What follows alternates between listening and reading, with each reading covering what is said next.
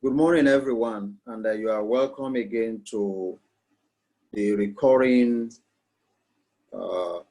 seminar on Center of Excellence in Migration and Global Studies.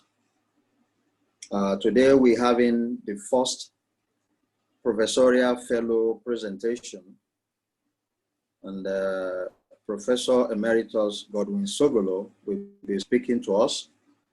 He will speak for 50 minutes.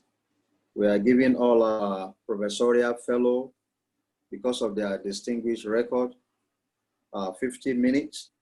We are primarily, sitting by their feet to learn. That is what this is about. It's not me, presenting. We are a very senior person. The second professorial fellow that has been appointed is Professor Abdallah Adamu, the current Vice Chancellor of the National Open University. But the first is what we're talking about, and the person we'll be listening to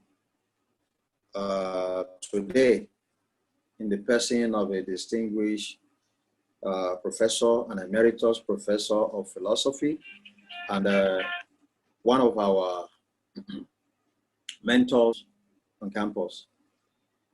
He will be speaking to us about his personal experience. You see, migration or migrating or immigrating, either local, national, international, is all about experiences. And if you have not observed it, you will not have that experience to share with us. So today, Professor Sogolo will be sharing with us what they call migrating all through. Migrating all through a personal experience. Ladies and gentlemen, kindly welcome our Emeritus Professor Godwin Sogolo. Sir, you have the virtual space to speak to us. Thank you very much, Prof. The Vice Chancellor, Director of the Center of Excellence in Migration and Global Studies, fellow colleagues, ladies and gentlemen, before I start my presentation, I want to express my appreciation to the Center and the Vice Chancellor for appointing me as a professorial fellow and for giving me this opportunity to make a presentation. Since the beginning of this series of presentations organized by the Center of Excellence in Migration and Global Studies, the Vice Chancellor of the National Open University of Nigeria, Professor Abdallah Adamu, has been trying to educate us on the correct understanding of the terms such as Malam and Amajiri, which he defines as meaning a person in search of knowledge. The VC believes that it is a misconception to tie these concepts specifically to poverty or begging. By his definition, we, all of us, in NOUN are Malams or Amajiris, translated as academic migrants, insofar as we are not indigenous of Abuja. I've always wanted to tell the VC to speak for himself, but that would be impolite to the head of our great institution. The good thing is that the VC's clarification has prompted me into a reflection on my own background and career history. And from that introspection, he may be right that we are all academic migrants. Anyway, what's in a name?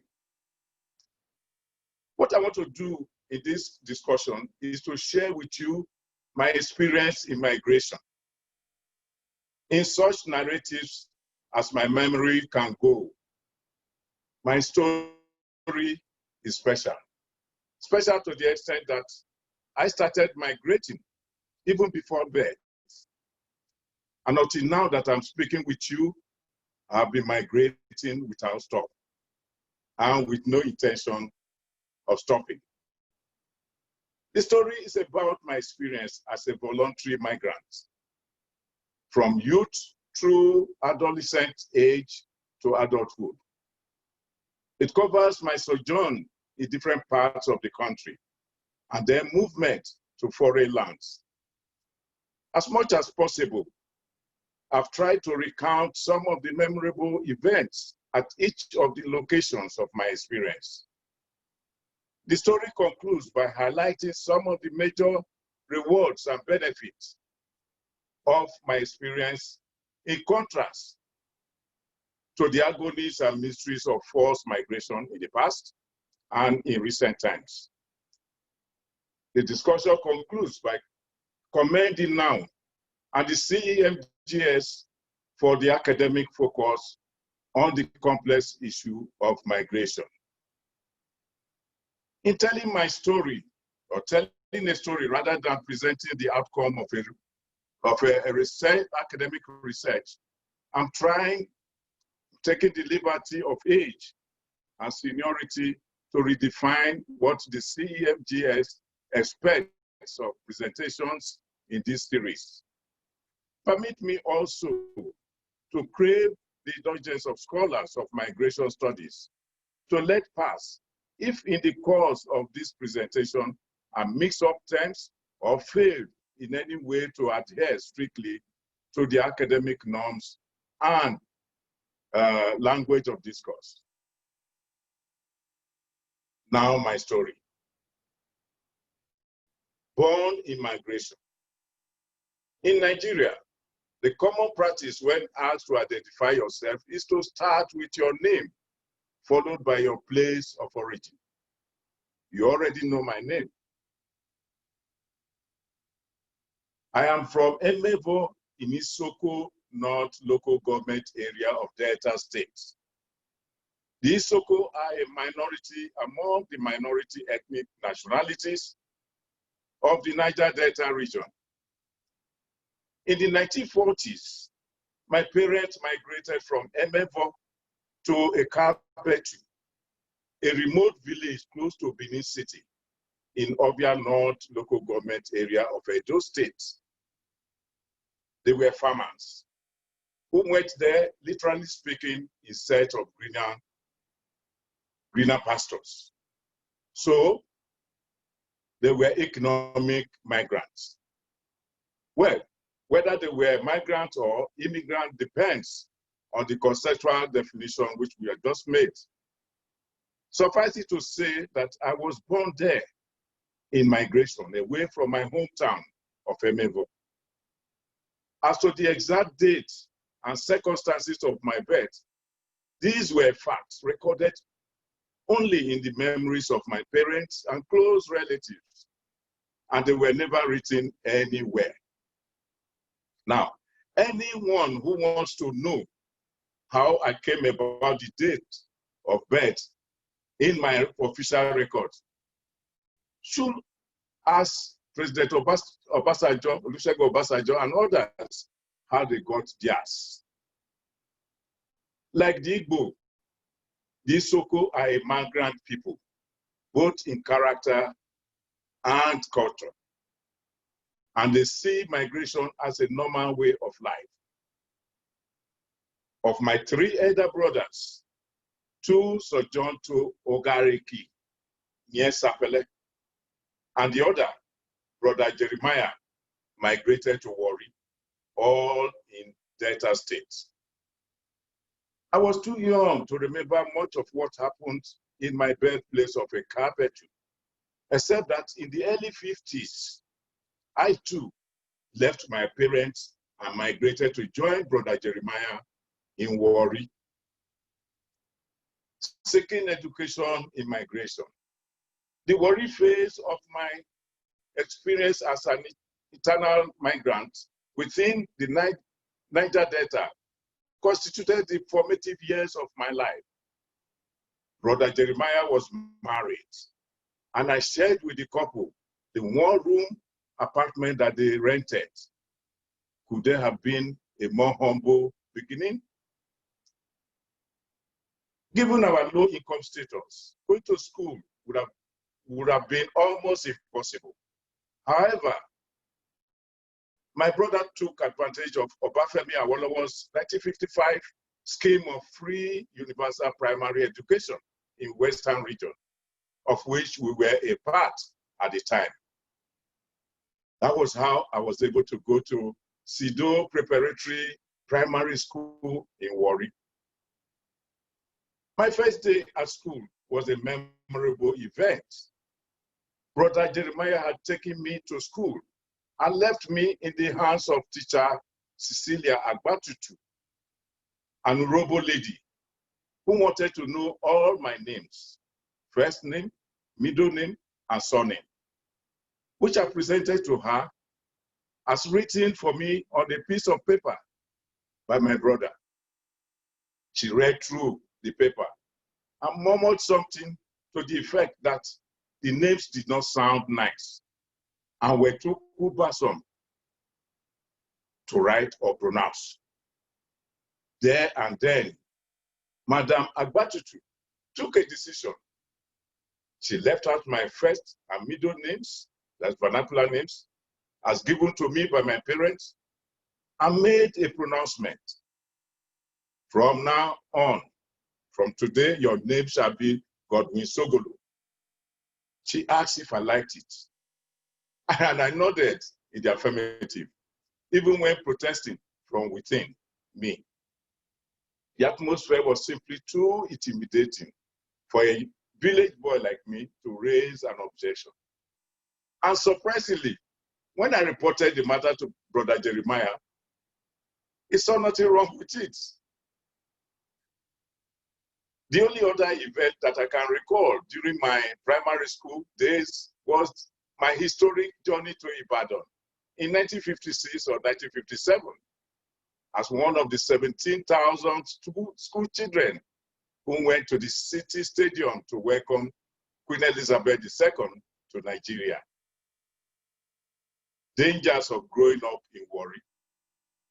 Compared to Emevo or Ikapetu, Warri was already a cosmopolitan city, even in the 1950s and 1960s.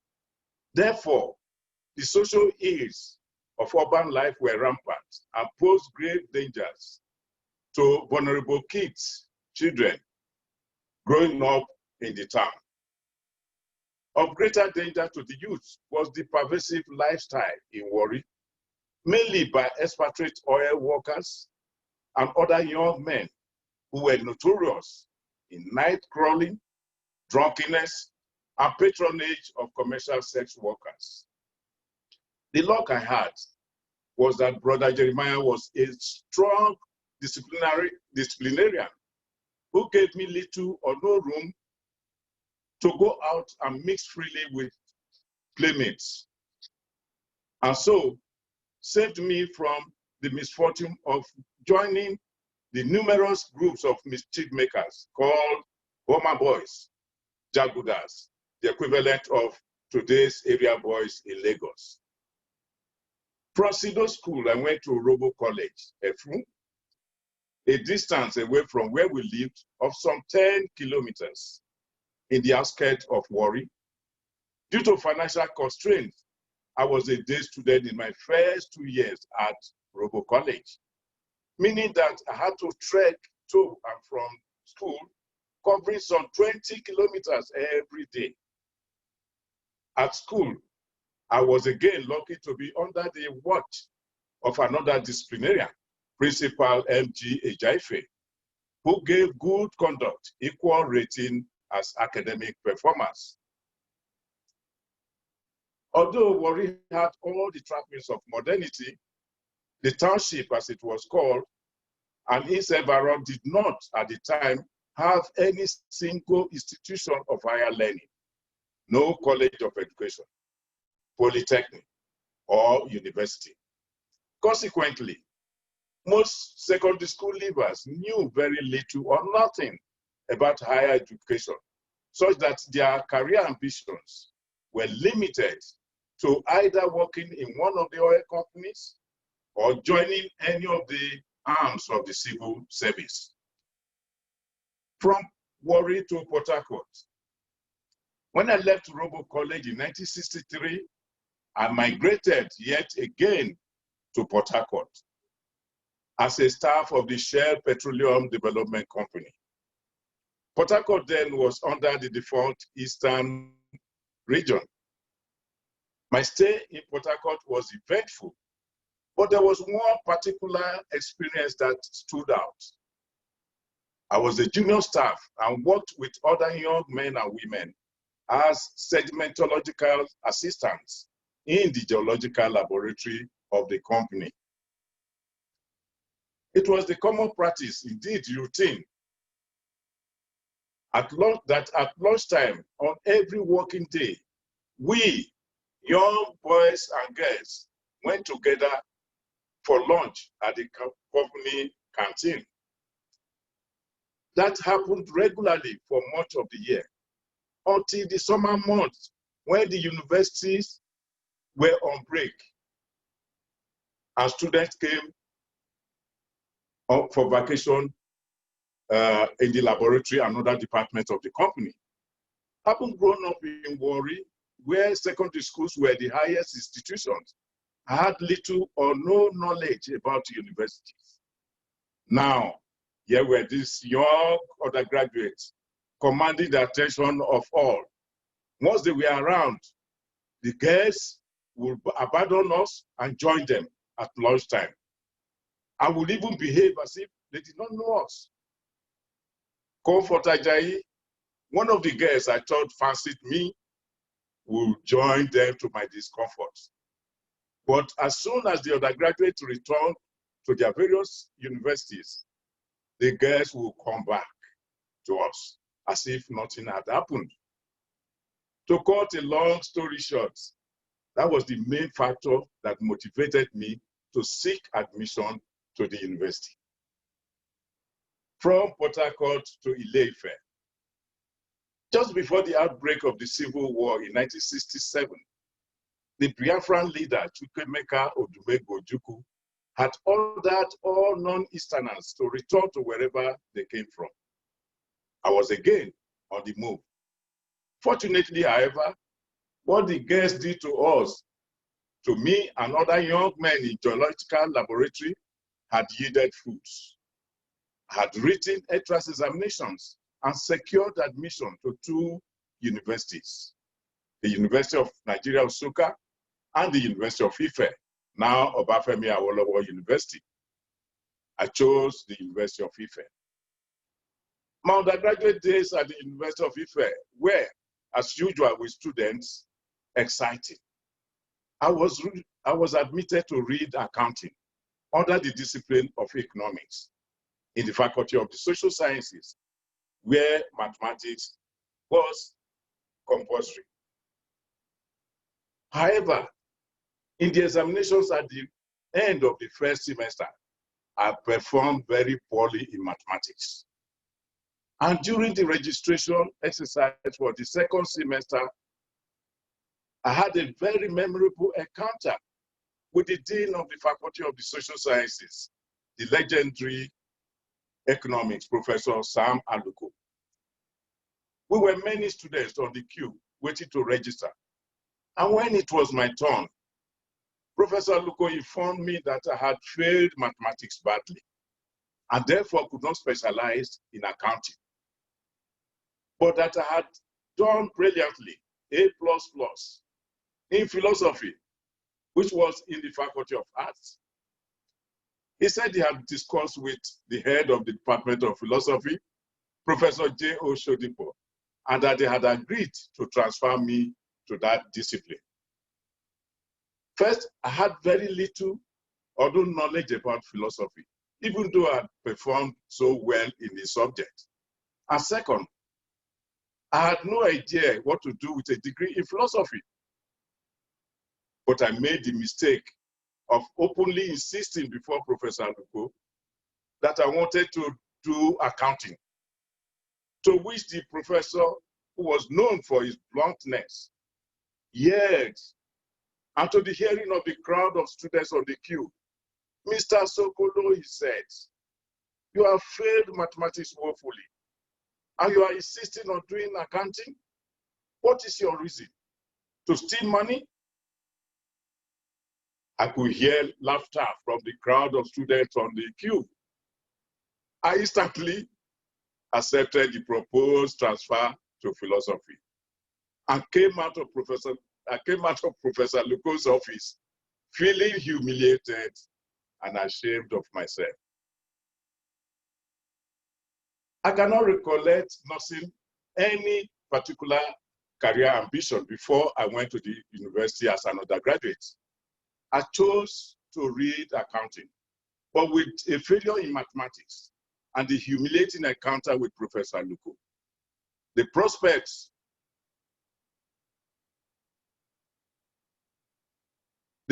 of becoming an accountant fell apart.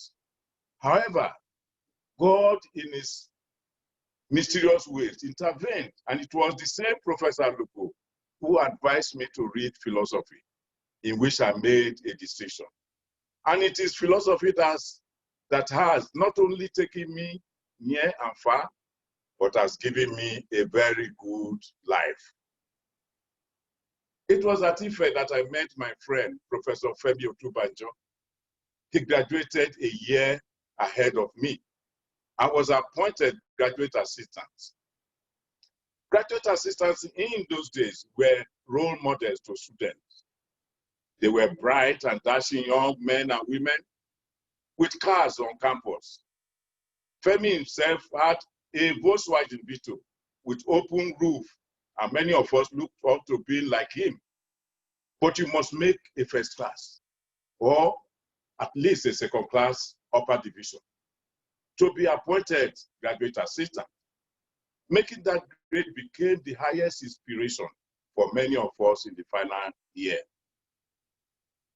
In 1972, I graduated, winning prizes as the best student, not only in philosophy, but also in the entire Faculty of Arts. On convocation day, I experienced yet another spectacular event in my life. As a prize winner, I was called upon to shake hands with the great Awo, Chief Obafemi Awolowo, and I did so, not once, but twice. Those moments will forever remain indelible in my memory. And after convocation, I did not forget to visit Professor Aluko to thank him for his good mentoring. Migration to the UK. My performance at Ife was good enough for appointment as a graduate assistant, and I was so appointed. However, I could not take up the offer for reasons complex enough to constitute another story. My results at Ife were also good enough to secure admission for me to do a PhD at the Cardiff University of Wales in the UK. This was yet another phase of my adventure in migration. I was lucky to secure overseas scholarship, full overseas scholarship from the defunct Midwest State government. And in 1973, I proceeded to Cardiff. My sojourn at Cardiff gave me the opportunity of getting closer and more intimate with Femi Otubanjo, with whom I shared the same supervisor, Vernon Pratt, from whom we imbibed the work ethics of serious and meticulous devotion to duty. In fact, Femi and I defended our PhD thesis the same day, and were examined by the same panel of examiners, with Professor Dorothy Emmett of Cambridge University as external examiner. Career at the University of Ibadan. I arrived in Nigeria in 1976 to find that almost every teacher at the University of Ibadan, where I had been offered a job as lecturer too, had a PhD. Yet that did not douse my excitement.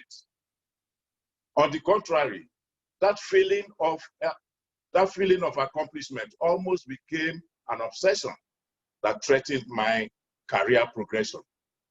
As my first 2 to 3 years at Ibadan were intellectually unproductive in terms of research and publications. I was, however, able to overcome these initial challenges through the prompting of Femi, who had also joined the university's Department of Political Science after finishing from LSE.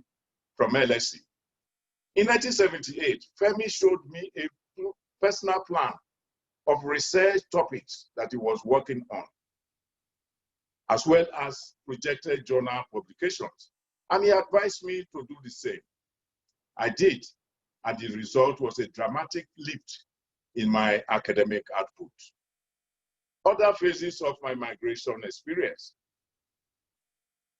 My 27 years of research and teaching at the University of Ibadan were punctuated by other migration experiences within and outside Nigeria, mainly on sabbatical leave or leave of absence from Ibadan, a taste of Lagos.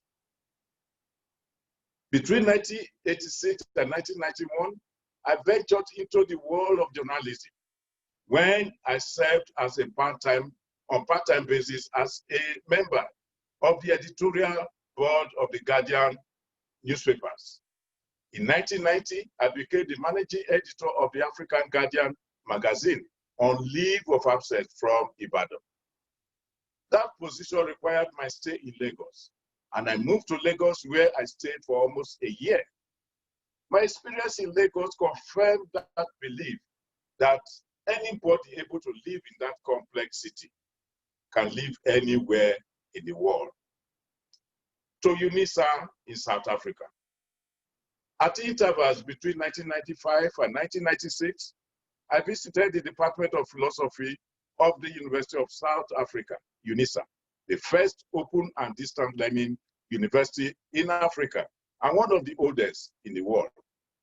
I was invited to set up the African Philosophy Unit of the Department of Philosophy, which I did. I also wrote the course materials being currently used for the BA Philosophy degree program in that university. In appreciation of my service, the university organized a series of colloquia in my honor. Migration to the US. My visit to the United States of America in 1996 on sabbatical leave from Ibadan was a remarkable experience. I was employed as a visiting professor to the Institute for Global Cultural Studies of the State University of New York at Binghamton. The institute was headed by the renowned professor of political science, Ali Mazrui, and I taught various courses both in the institute and at the Department of Africana Studies, headed by another renowned scholar, Professor Isidore Okwewo, the Nigerian. As for teaching, I must confess that my heavy accent was a major handicap, and I had to put in extra efforts in pronunciation to be understood by the students. One more thing, students in the US were more probing and more daring in their interrogation of the subject matter compared to Nigerian students. For the first time in my teaching career, I was shown a copy of students' assessment of my performance as a teacher. Their rating was higher than I expected. Back to the UK. From the US, I returned to my alma mater, the Cardiff University of Wales in the UK, where I was employed as a visiting professor of philosophy. As in Binghamton, the office allocated to me in Cardiff had all the provisions and ICT gadgets. Beyond that, I was on my own. Again, I managed to survive. Cardiff students were actively interactive and would take the lecturer to task on critical issues. What it means is that the teacher really needs to be prepared for drilling by students, unlike our students here in Nigeria who will swallow almost everything, hook, line, and sinker. Something else unique about my Cardiff experience was that the university provided me with a guest accommodation for the period of my stay. Among my neighbors in this modest and sparsely furnished guest house was the Vice Chancellor of the university. Very much unlike Vice Chancellors of our conventional universities here in Nigeria, who live in luxurious mansions with scores of staff at their beck and call. In the morning, the Cardiff University will say, "Hi, Godwin," and off he went, riding a bicycle to his office. Incredible. The Vice Chancellor's simplicity is symptomatic of the lifestyle of academics in Europe and North America. We were incrementally socialized into this lifestyle. I mean, my generation. As postgraduate students in Cardiff, we, including myself, had to work as porters in train stations or dishwashers in restaurants to supplement our incomes from scholarship, student loans, and grants. In Nigeria, such jobs are usually considered by students as menial and unbefitting of their status. Peace studies in Abuja.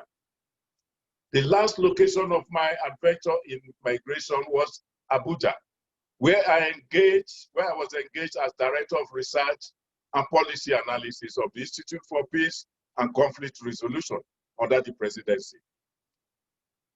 The uniqueness of this experience was that it opened my eyes to the realities of practical life, both in the public and private sector. As against the theoretical perception from inside the academic walls of a university. Also, the advantage of being in Abuja at the time was that it offered me the vantage position of seeing all aspects of life in Nigeria. It was from the Peace Institute that I came to NOUN in continuation of my migration experience. Cumulative experience and lessons. One of the moral lessons I have learned from my migration experience and exposure to philosophy is that character matters. This has been a guiding principle all my life. The basic element of which is the Kantian imperative that you must treat others as you will want to be treated, meaning that human attitude is reciprocal. For example, people do not normally attack you unless you pose a danger to them or to their interests. If you are decent and nice to people, they reciprocate. Likewise, and if you are nasty to them, they tend to respond in the same manner. This is true of humanity in general, irrespective of race, nationality, color, or creed. On external migration, I believe that the years I spent in the UK, South Africa, and the USA helped in molding my attitude to and perception of a lot of issues. My attitude, for instance, to wealth accumulation and material possession has been influenced by my interactions with great personalities, such as Bishop Desmond Tutu of South Africa, Professor Sam Aluko, Ali Mazrui, Michael Durant, and Robin Outfit. These men have utter contempt for opulence and excessive desire for wealth. Not only do they believe in these values, their lifestyles reflect every bit of them, such that whoever interacts with them is bound to develop the same attitude. That is how my migration experience has helped me in shaping my attitude to life. Some negatives of my experience. In spite of the benefits of my adventure in migration, there are negatives worth emphasizing. Every community has its own culture, beliefs, values, customs, etc., making up the people's worldview, the totality of which is encapsulated in their language. This Sogolo community is no exception. Unfortunately, having left home in my formative years, I lacked the proficiency in the Sogolo language. It is true I understand and can speak some Isoko, but it is not sufficient for use in an elaborate conversation or discussion such as this one. An Emevo elder scolded me the other day, saying that my lapses in the Isoko language had serious implications for the survival of our culture. I politely declined to contest his query. The other negative, indeed an extrapolation from the same language deficiency, is my total failure in linguistic acculturation, by which I mean my inability to master the language of any of my host communities other than the English.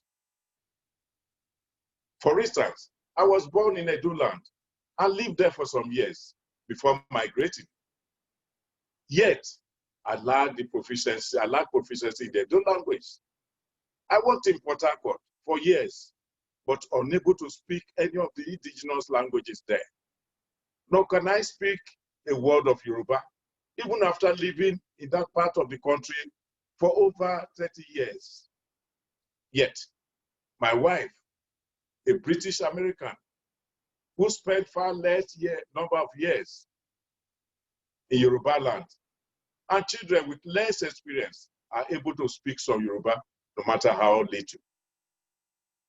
The same language deficiency might have been the reason why, after such a long stay abroad and in the university system, my heavy Isoko accent remains largely unaffected. Unlike many of my colleagues at Ibadan, who returned with the Queen's original or Americanized English. Migration not always a jolly ride. Migration, whether voluntary or forced, is a fact of social life in the past and in modern times, nationally and internationally. I've had the good fortune of experiencing voluntary migration all my life, and that itself is a blessing. It was my choice for the most part when and where I migrated. Unpleasant circumstances determined for me the trajectory of my migration story. I was fortunate to enjoy hospitality from the places I visited. Indeed, there would have been no problem if everybody's story were like mine. But as history has shown, migration is not always a jolly ride. It would be totally wrong, indeed delusional, to paint a rosy picture of my migration, whether within Nigeria or outside. I suffered hostility, I suffered hatred, discrimination, and so forth.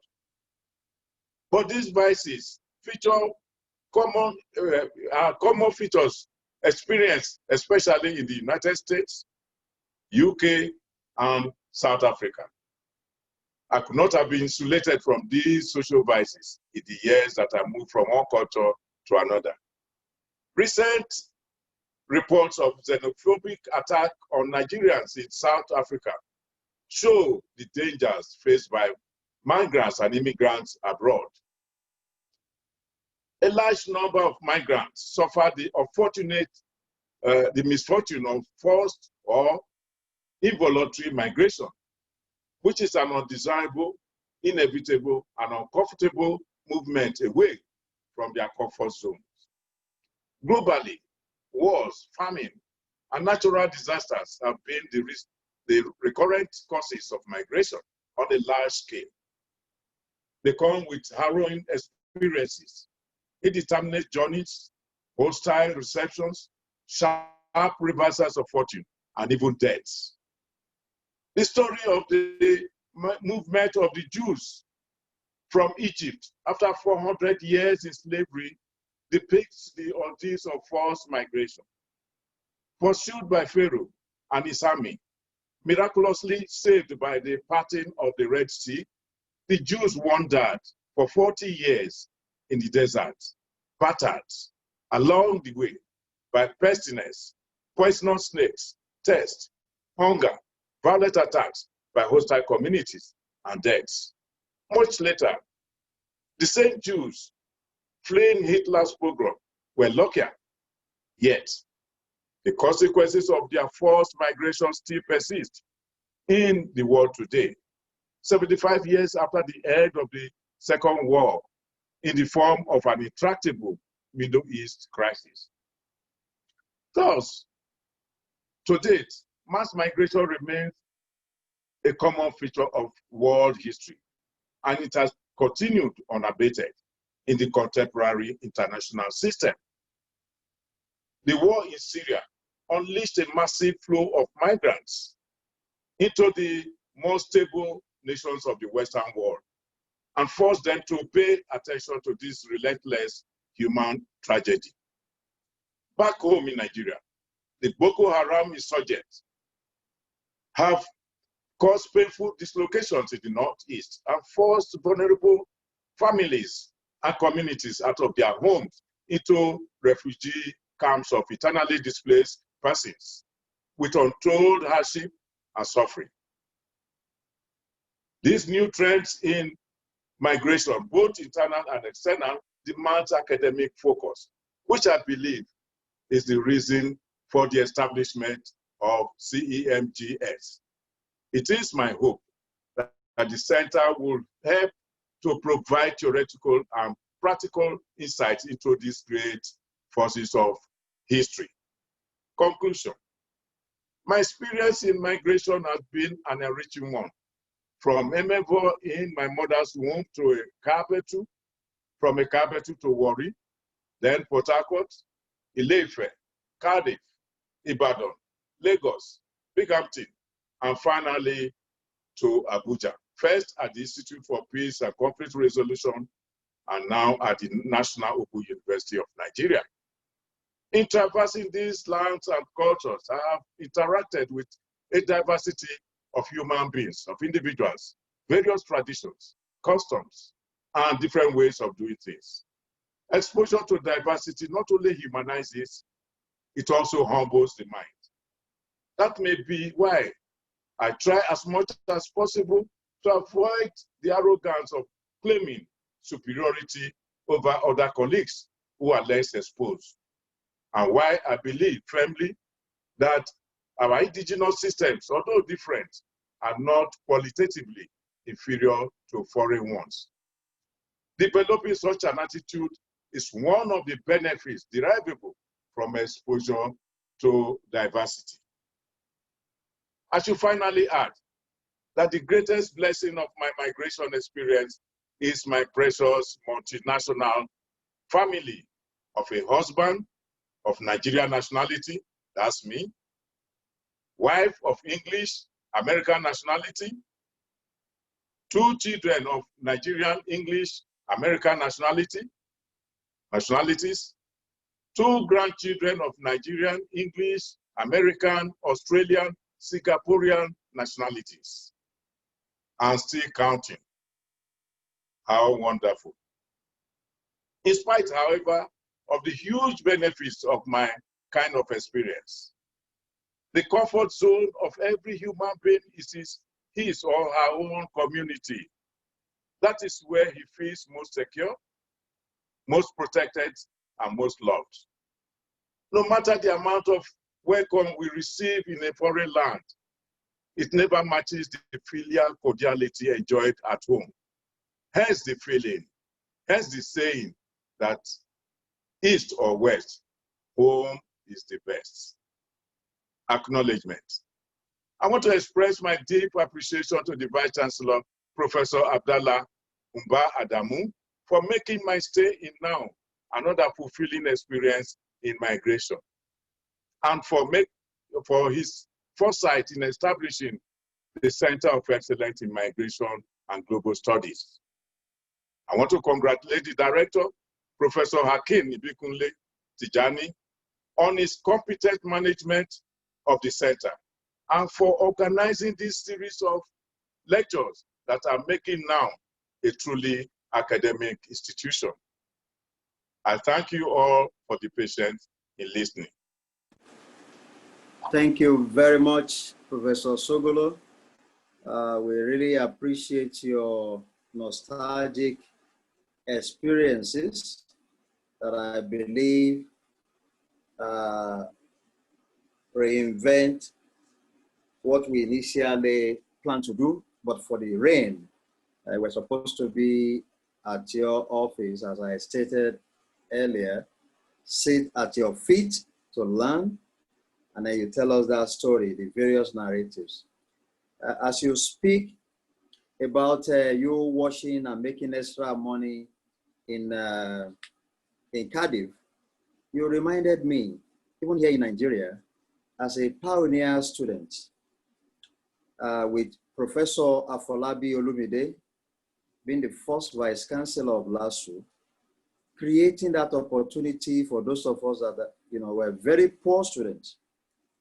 They call it LAJOC, Lagos State University Job Corps. And it was primarily meant for those of us that are willing to do it. And I proudly was washing the toilet, this toilet, in what used to be the Faculty of Law and Humanities in 84, 85. And I earned that extra money, I can't remember, maybe definitely less than 500 naira, but it was huge money because I saw my first, one of my pay slips, even as an assistant lecturer in LASU, dated April 91, my total take home was 587 naira, another huge money then. So we thank you very much, sir, for sharing with us. We will have the following comments and questions. The first person that raised his hand, and I will just go by that, is the Vice Chancellor. But again, he has warned me, he's not joining us as a Vice Chancellor, he's joining us as a scholar to contribute, yes. And we should not, continue this prebendalism. And I love that. But most people don't let me go there. So that they won't turn it as something else. It's a season that the one has to be politically correct and administratively correct. So Professor Abdallah Adamu will go first, followed by Dr. Williams, followed by Dr. Okpara Duru. Dr. Okpara Duru is one of those vibrant junior staff and is an associate fellow of the center. So in that order, if anyone has a question or comment, you should please use the hand icon so that I can easily identify you. I don't see anyone yet, but I'll be expecting Professor Bewaji from West Indies. Professor Bewaji from West Indies to kindly speak after Dr. Okpara-Duru. Thank you very much. So I will unmute. Let me unmute the Vice Chancellor. I ask you to unmute yourself, sir. So please go ahead and unmute and you can speak. All right, good afternoon, everyone. Thank you very much. The old man has presented a very fascinating paper that shows he's not more than an almajiri. That's what it is, because up to now, I have not seen any conceptual definition of the relationship between a permanent immigrant and a temporary immigrant. All the experiences he has outlined, we have all gone through. We have been to the US as scholars, as students, as well as visiting professors. I've been to the UK, to Germany, to Poland, to Switzerland, and so on. But I don't really call this trips migrations, because it all depends on why I decide to go. Migration is a definite activity. You go to a particular place with an intention of permanently settling in that place. Or even if you stay in that place, you hope that one day, after maybe 20 years, 30 years, you may wish to come back home. But if you go on a conference, or if you go as a fellow, or as a research fellow, or as a visiting scholar, and spend a year or 2 years and come back, I very much that makes you an immigrant. It just makes you an almajiri. But moving away from Emebo to Abuja makes you semi-immigrant. because Come you on, should come go back to on, Emebo. You always go back to Emebo.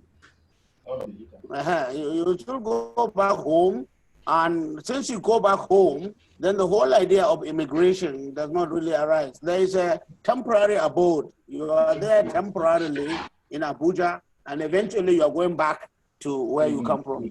An immigrant is somebody who leaves his place forever. That's what human race does. When they move from Africa, from Kenya, and to other parts of the world, they don't come back to Kenya. I mean, Kenya is supposed to be the cradle of human civilization. So my issue with the old man, I'm sorry, I call him the old man because he's an old man. He's the oldest man in the university.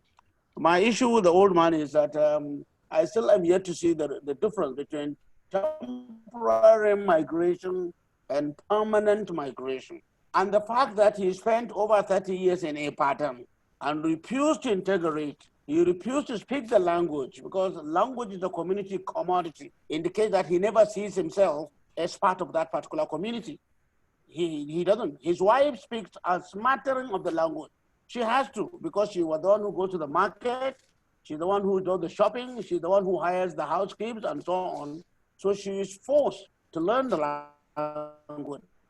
But he is not. He is there always dressed in his suit, talking in his Isetekeri flavored English, Isetekeri or Urubo flavored English, now the kind of American English that some of the guys who came back from the United States are there to speak, or something like that. You know, so he refused to integrate. He refused to appreciate his surrounding culture, the culture that eventually elevated him to what he was. And is he immigrant, or is he just somebody? It's up. Emina Williams, you they talk too much. Oh. So is he an immigrant, or is he just there waiting for some other better opportunity? An immigrant is somebody who makes his opportunity and life better in wherever he finds himself. And the idea of coming back home does not arise. I have a daughter who lives in the Middle East, and she told me that they're not coming back to Nigeria ever. And I said, this is fine with me. From the Middle East, they are moving to Australia. And from Australia, they want to move to Canada. So the idea of them coming back to Kano is out of the question. I said, I don't have any issues with that. I can talk to you on the phone. I can use Zoom to see you. So I don't mind. I mean, you have left the nest. That's it. Bye-bye. So I consider her a permanent immigrant because she's not coming back. But when you go to Warsaw, or you go to Colombia, or you go to Alabama, or you go to Cape Town, and then spend about 3 months, 6 months, and then come back, I very much doubt if we can call you an immigrant. Because that's exactly what Al-Majri does. You are just an Al-Majri. Al-Majri move from one place to another seeking for knowledge. Once they finish that, they go back to their roots. Now that's what you have been doing. You have been going up and down, but you are still coming back to Ibadan. It's only when you spent about 30 years in Ibadan that you returned in 2003. So that is it. Then you now migrated to Abuja. But are you really a migrant in Abuja? Because you still go back to Emebo. You have a house in Emebo. I have been to that house, by the way. I've even been to your bedroom. Luckily, you're not in the bedroom. Neither was your wife in the bedroom. There was no one in the bedroom. So I was in your bedroom. I was in your house. So it's beautiful, amazing. But you still retain that house. You have not sold it. So the fact is, you keep going back to your roots. And so long as you keep moving up and down, you cannot call yourself an immigrant. But you have an enriched experience. So technically speaking, a migrant is somebody who goes to a place with the intention of either permanently staying or staying for such a long period of time that eventually they may feel that they may wish to come back. But otherwise, because we need to know the motivation for migration. Why do you migrate? You get like the Boko Haram, you gave an example too. That Boko Haram is because of displacement, because of war. So people are displaced. But in your case, it's not war. You voluntarily purchased ticket, voluntarily left, and voluntarily returned. So you couldn't have been a post-migrant. So I think for the rest of us, there is a really need for us to define what we mean by migration, whether it is permanent, temporary, or whether it is a visitor. I mean, going to London for tourism does not make me an immigrant. Thank you very much. Well done, old man, as usual. Thank you very much, Professor Uba Adamu. Next, we will listen to Dr. William. I will unmute you now. Kindly unmute yourself. You have 25 seconds, please. And after Dr. Williams, just 1 second. After Dr. Williams, we have Dr. Okparaduru, and then Professor Bewaji, and then Professor Okagbari. Thank you. Thank you very much, Prof. Yeah, thank you, sir. I thank you, the Vice Chancellor, for the comments you have actually drew our attention to. In fact, that was part of my question. But however, I would like to thank you, Professor Sogolo. It's interesting to hear your experiences. But I think maybe making some of these suggestions will actually enrich the work further. For instance, if you are able to merge all the various movement that you did, you know, put them together rather than separating from Port Harcourt to Europe and all of that. If you're able to bring them, group them together, and the various experiences that you went through in each of these areas can be taken care of within that context, I think it will reduce the volume of space that maybe you will actually consume when you're doing a PowerPoint like this. But in the main work, particularly in the book that we might intend, because I think to be rich writing a book out of this, it will help when you separate them so that you can itemize your the various experiences, particularly from region to region. And secondly, you didn't tell us how you were able to integrate in all of these places that you actually went to. And then if you had put your integration processes together too, particularly the areas where you spent more time, maybe it could also be richer. And then what are some of the challenges which you try to actually put together? So these challenges, if they are itemized, maybe in terms of religion, food, or all the rest, you know, what were your major challenges and experiences, particularly in integration, and then the challenges you face in all of these places to also help to enrich the work. Thank you, sir. Thank you very much. Next, Dr. Paraduru. I will mute you.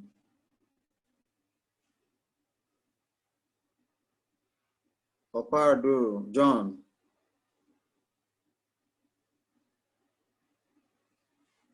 Can you unmute yourself, please? Yes. Dr. John Paraduru. Yes, I have unmuted myself. I just want to thank our Vice Chancellor for the wonderful opportunity given to us to gather in this center, and the director of the center, Professor Tijani. This is a wonderful experience, and the presenter of today's work, Professor Emeritus Sogolo. In fact, some of the things I wanted to say have been pointed out by the Vice Chancellor in terms of the importance, stress on integration as a migrant. But I have an additional comment to make, and that is that today's presentation has made me to actually concur with the submission of our Vice Chancellor that when one moves from one place to another in search of livelihood, that person is also an Amajari. And the very negative impression placed on Amajaris as beggars, I think that should be totally removed from people's memory and understanding. And also from today's presentation, I have come to see it that it has employed a concept of Alfred Adler in individual psychology, which stressed that individual has two concepts in behavior, which is positive and negative. And one tends to behave the way he behaves depending on the way he or she is treated. And that is to say that the way you behave to people automatically is the way you will be reciprocated with. Today's presentation, to me, has apt knowledge already embedded in us. And I would say thank you to the presenter, thank you to the Vice Chancellor, because new knowledge has been established in me. Thank you so much. Thank you very much, John. Thank you.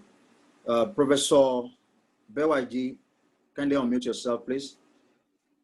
Professor John Bewaji is of the University of West Indies and is also a regular participant with his mentees and students at the University of West Indies. Prof, you can unmute yourself, sir.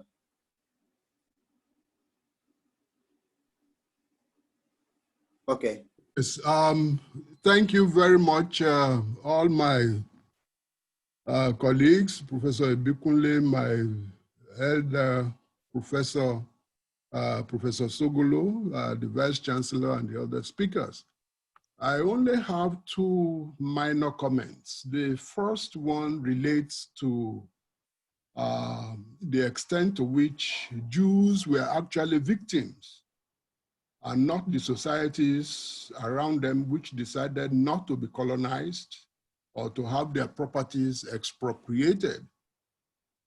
My thinking is that the Jews should learn a little bit of gratitude to those who have saved them from imminent perdition, especially when they migrated to Egypt and to other places, instead of turning around to weave a narrative of victimhood. Unfortunately, most of us who have been colonized, we have embraced this. As a little boy growing up in the Apostolic Church in those days, those were the questions which nobody could answer for me. Because if you turn around and tell me that the land on which my ancestors have lived for decades and generations is what your God has promised you, what do you expect my people to do? Isn't that the problem we are having with the Boko Haram and the various other things in Nigeria today? And since God has stopped creating land, whatever we have is what we have to fight over. So I'm just advising my Oga that, you should lay a good example by telling us that the Jews were not the victims, they were the villains. Wherever they went, they wanted to convert, they wanted to own everything around them, claiming that they have God divine right to it. And that cannot be tolerated by anybody. It's not any different from what the Boers did in South Africa or what the European did in the New World, or in Australia, or in New Zealand, or wherever they went for that matter. What do the Aborigines do? What do the indigenous people do? Lay down and let people take over what they have? I'm just saying that, and I believe that when my Oga went all over the world, he didn't want to do that, either in South Africa or anywhere, otherwise he would have been dead.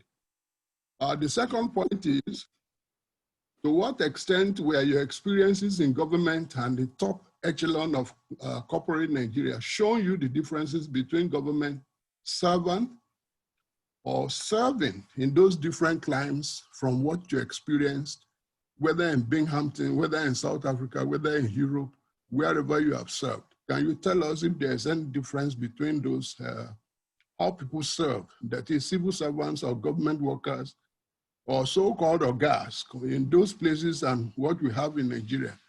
Thank you, sir. Thank you very much, Prof.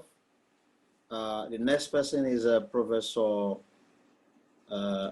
Okagbari. Prof, please unmute yourself. I've asked you to unmute. And then next after Professor Okagbari, I have just 1 second, Prof. I have Professor Eunice Omonseje, I'm sorry if I murder your name. She's, I believe she's from University of Ibadan or somewhere, one of our guests. No, okay, you introduce yourself, man. Luckily, I was just scrolling. That is why I was able to see you, because I was expecting people to raise this hand, but luckily I saw you. So she will go after Professor Okagbari. Thank you, sir. Yeah, good afternoon, Prof, everyone. And, good afternoon, everyone. And I want to thank Professor Sogolo for this lecture. I actually wanted to know what assisted him in coping with the various migration experiences, considering the diversities in the various areas visited. And I also want to commend him because he has also shown that the road to greatness is very rough, and only those who are conscientious and tenacious are able to make it. And I think the young ones like us,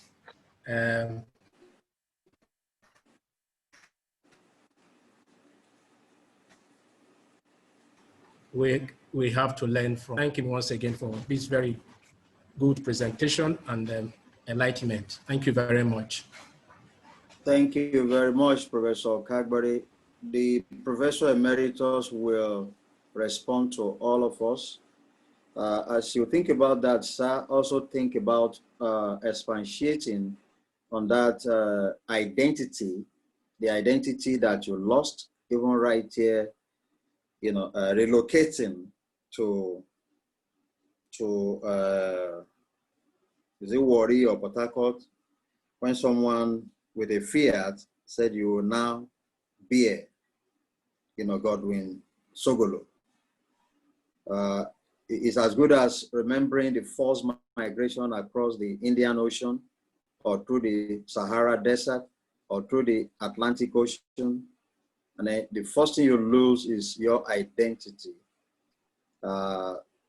Think about that, sir, and then share with us. So, Professor Eunice, you have the space. Thank you, sir. Thank you, sir. Good morning, all. You got my name right, Eunice Omonzeji. And okay. I'm of the Ambrose Ali University. Okay, Ambrose Ali. I want to quickly, greet one of my mentors. His face is not visible, Professor Tunde Odewaji. I greet you, sir. My comments, I want to quickly agree with you on the moderator, sir, on the issue of identity and migration. It will be very, very worthwhile if we discuss migration and the loss of identity. But what I wasn't clear about, this is my first time in joining your chat room. I wasn't clear of the dimensions of migration that are coming under the discussion here. If it is international, interregional migration, or national, or all. And if we agree that migration is moving from your own area of extraction to another, would it be right to refer to our guest speaker, Professor Sogolo, as an Amajiri? I attended a conference in Zaria in 2002, and there was one of the presenters who spoke on Amajiri, the Amajiri system in the North. That was my very first time of coming across such that, you know, something like that. It wasn't part of it, has never been part of my experience growing up.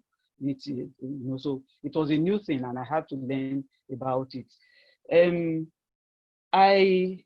What I understand as an Amajiri are children, not adults, that are given by parents to an Islamic scholar for education. And one thing I know about the Amajiri system is that the scholar does not have the means to feed them and clothe them. And the religious system and the cultural system allows him to send the children out for begging. For begging. They hold plates. They carry plates or calabashes or whatever, and they beg. So the contributor who says the Amajiris, we should remove the idea of begging from Amajiris, I disagree with it, because that is the picture I have. That is what I see on television. That is what I read in documents. They are allowed to beg. and they move around from one place to the other. But I will not even call them migrants because they are still even within the system. For example, in Kano, we have Amajiris that are born in Kano, children that are born in Kano, that their parents, they have given them to their teacher or tutor, and they do their begging there. So they are still within their cultural setting. So I wouldn't call them migrants. I would want to associate the word Amajiri with the word sojourner. If at all they move, they leave their immediate environment to a strange place to continue their learning or to take on their learning, they will be sojourners. The same way that was not a migrant.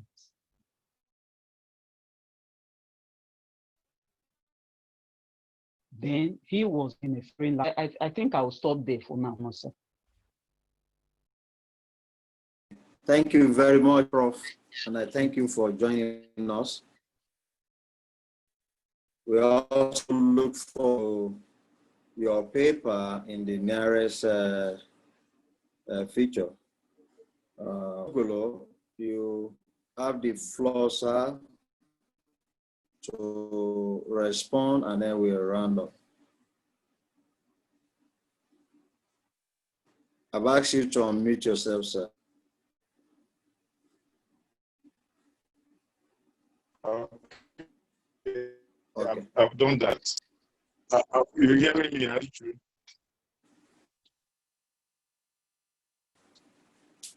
Yeah, the first comment, for instance, by the Vice Chancellor, no, we should not call him Vice Chancellor. Professor Adamu, Abdallah Adamu, I think he's correct in saying that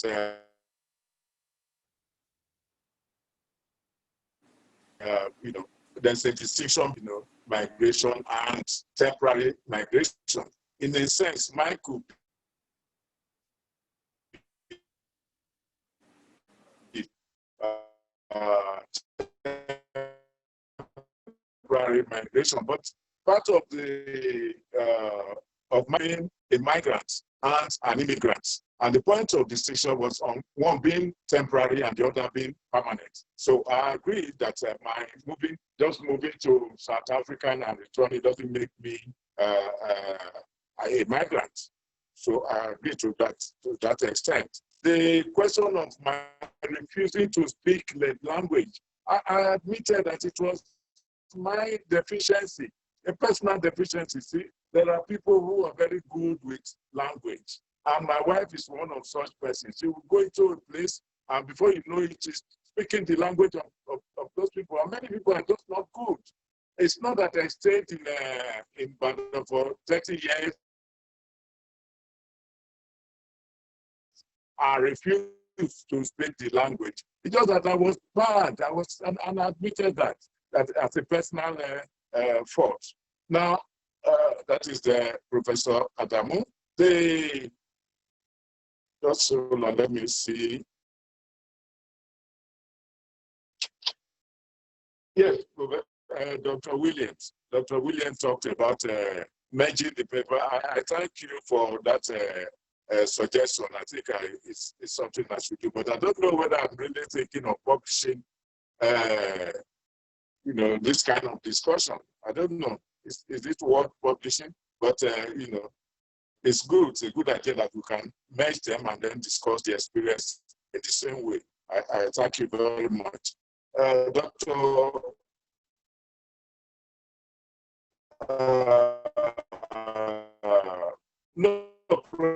Professor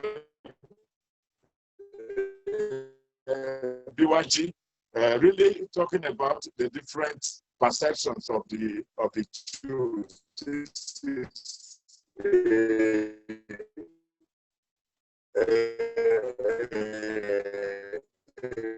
controversy that the opinions are divided on that issue. More people, village. So I think that's the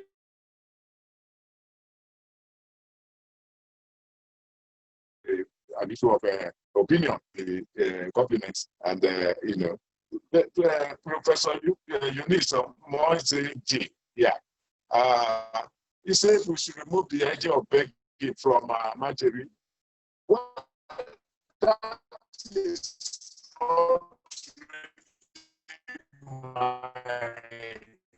my point. I was quoting the vice chancellor, the terms, you know, Malam, and then a point. You know, it's a point that is continuously being made by the vice chancellor, and I just thought that I should start with that point. But I think the vice chancellor has a point, because you know, people who are really devoted to learning, okay, that aspect should be emphasized. And I think that's the point that the vice chancellor tried to make when he talks about you know, academic migrants, or you know,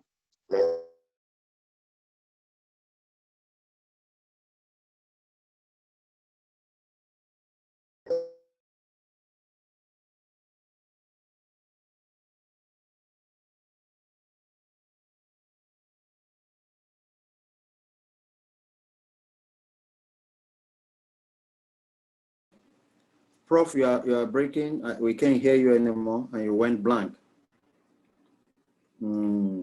Maybe set of education. So I thank you all for the. Thank you very much. All right, thank you, sir. The Vice Chancellor, sir. Let me unmute you. I think you have.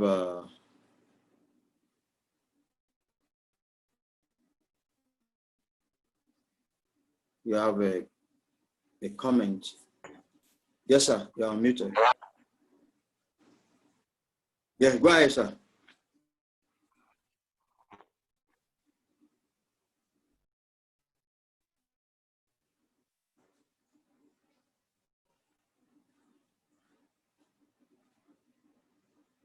You can go ahead, sir.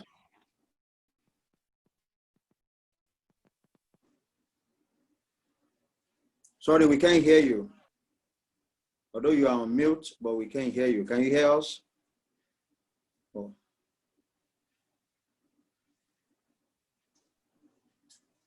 Okay, maybe it's there twice. Hello? Hello?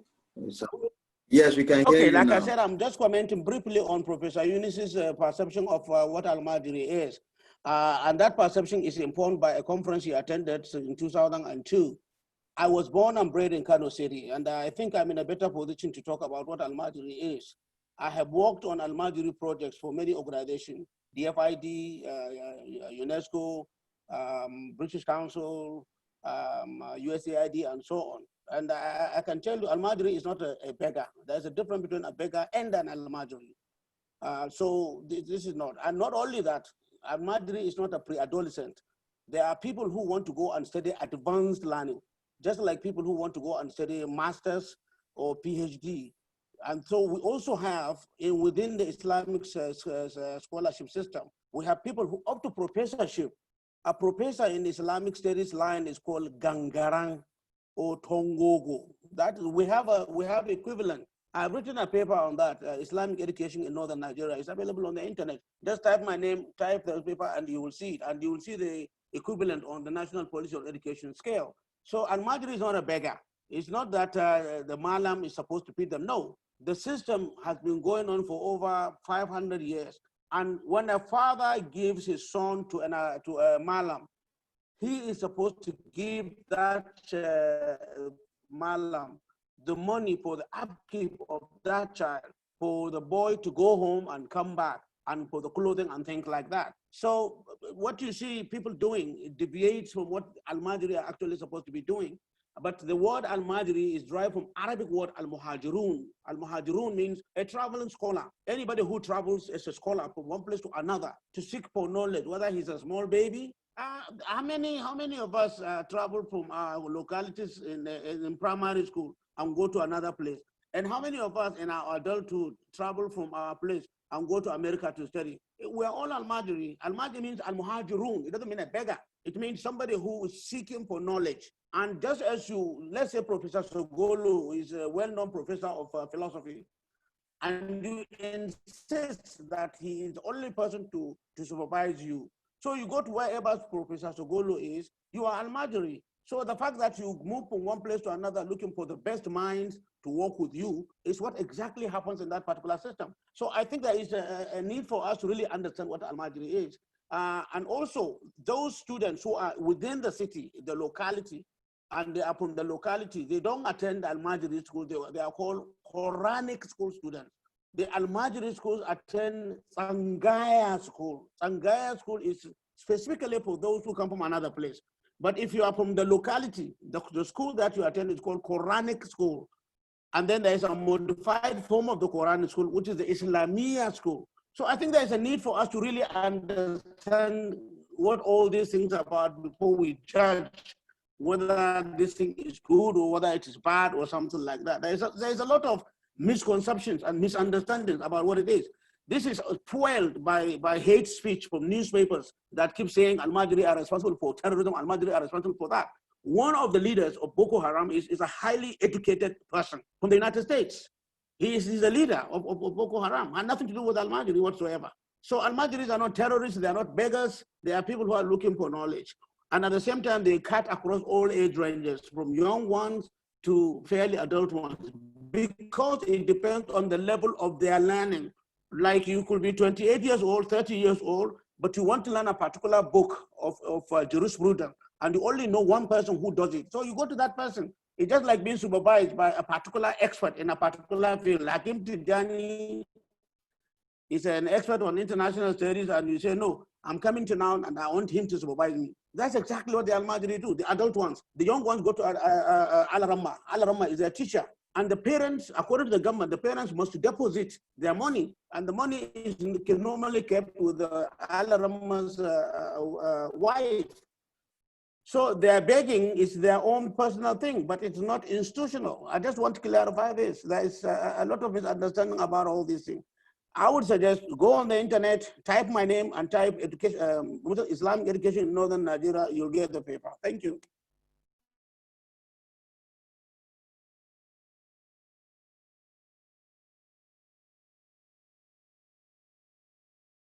Oh, sorry. Thank you very much, the Vice Chancellor. Professor Eunice, do you have 10 seconds? Okay. Not necessarily. I just want to thank him. I am much enlightened by his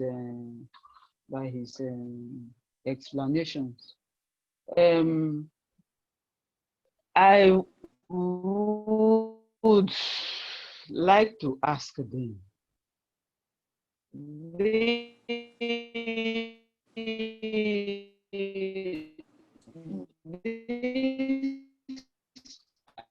Majiri system is a word you called it. You see that young children are given to the teachers. The parents must deposit.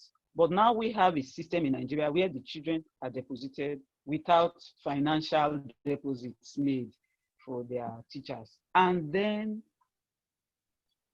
they go out to beg.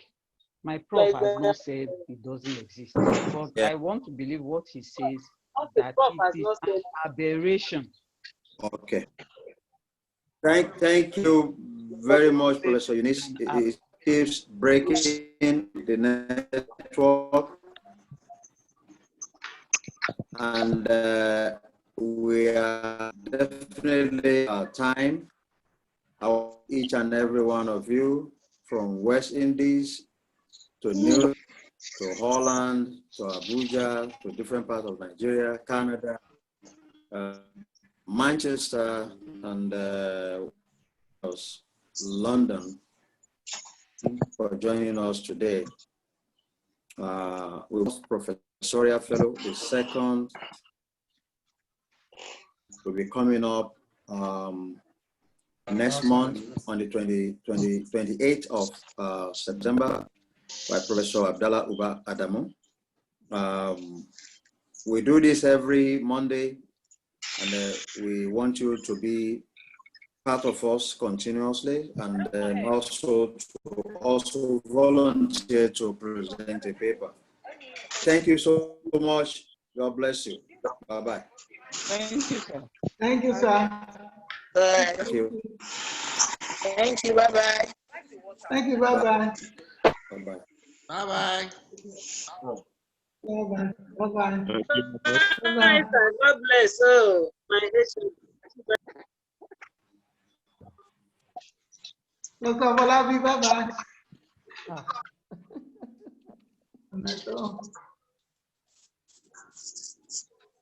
I love you. I love you.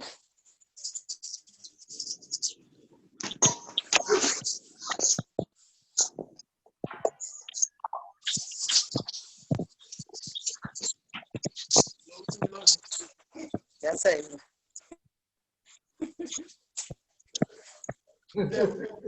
Yeah, no. Bye-bye. Go see leave meeting.